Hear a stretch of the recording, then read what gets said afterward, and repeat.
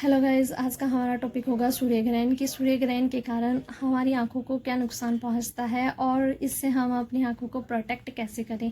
तो आज मैं आपसे इसी टॉपिक पर बात करूंगी। तो सूर्य ग्रहण को कभी भी डायरेक्ट नहीं देखना चाहिए, क्योंकि जब आप अपनी आंखों से इसको डायरेक्ट देखने की कोशिश करते हैं तो ये हमारी आंखों को नुकसान पहुँचाता है। जब आप सूर्य ग्रहण को डायरेक्ट देखते हैं तो हमारी आँख की रेटिना की जो सेल्स होती हैं ये उनको नुकसान पहुंचाता है, जिसके कारण से हमारी आंख की रोशनी हमेशा के लिए जा सकती है।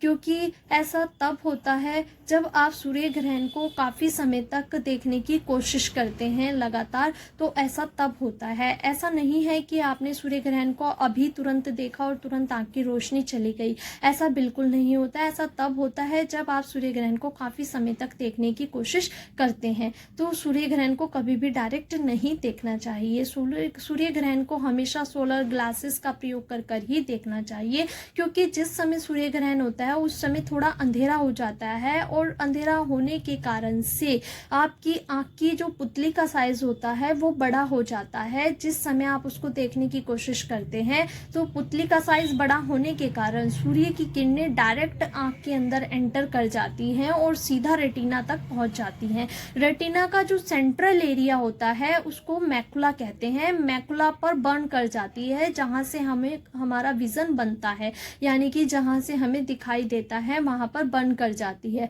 अब बर्न की जो सीवियरिटी होती है वो अलग अलग हो सकती है और कुछ केसेस में रिकवरी हो सकती है, कुछ में परमानेंटली मैकुला बर्न या फिर रेटाइनल बर्न हो सकता है, जिसके कारण से जो सीवियर बर्न होता है उसका कोई ट्रीटमेंट नहीं होता है, क्योंकि आंख का पर्दा जल सकता है। अब क्योंकि सूर्य की किरणें सीधा आंख के अंदर एंटर करने की वजह से हमारी आंख की जो रेटिना होती है उसकी सेल्स को नुकसान पहुंचता है और आंख की जो सेल्स होती हैं वो धीरे धीरे काम करना बंद कर सकती हैं। उसके कारण से आंख की रोशनी हमेशा के लिए जा सकती है। तो कभी भी सूर्य ग्रहण को डायरेक्ट नहीं देखें। उसको देखने के लिए आप सोलर फिल्टर, सोलर ग्लासेस या फिर टेलीस्कोप का प्रयोग कर सकते हैं।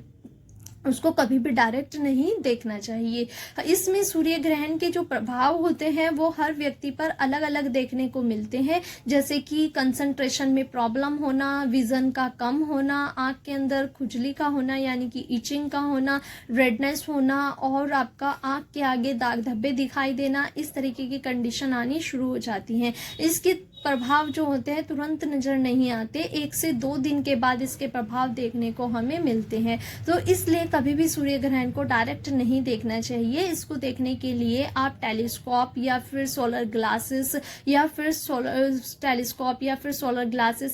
सोलर फिल्टर का प्रयोग कर सकते हैं। तो इसको कभी भी डायरेक्ट नहीं देखना चाहिए, क्योंकि डायरेक्ट देखने के कारण से ये हमारी आंख की रेटिना को नुकसान पहुंचाता है, जिसके कारण से हमारी आंख की रोशनी हमेशा के लिए जा सकती है या फिर विजन जो होता है वो कम हो सकता है। तो इसलिए कभी भी इसको डायरेक्ट नहीं देखना चाहिए। तो इसको देखने के लिए आप इन सब चीज़ों का प्रयोग कर सकते हैं, सोलर फिल्टर, सोलर ग्लासेस या फिर टेलीस्कोप। यदि आपको मेरा ये वीडियो अच्छा लगा है तो वीडियो को लाइक करें और ज़्यादा से ज़्यादा शेयर करें, और यदि आप चैनल पर नए हैं तो चैनल को सब्सक्राइब भी करें। Thank you.